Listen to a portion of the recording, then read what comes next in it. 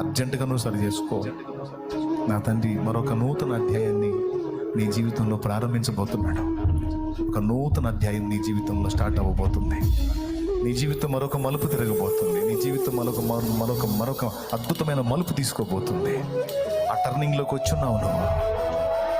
ఇక్కడ నువ్వు బ్యాలెన్స్ అవ్వాలి, ఇక్కడ నేను బ్యాలెన్స్ అవ్వాలి, ఇక్కడ మనం క్రమపరచబడాలి.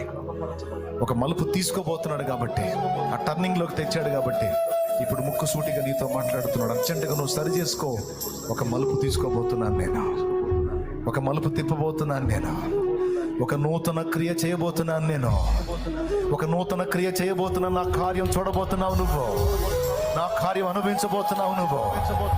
తెలిసి తెలిసి తెలిసి తెలిసి నువ్వు చేసిన పొరపాట్లు ఒప్పుకో, దిద్దుకో, పరిశుద్ధపరచబడో, నూతన పరచబడో.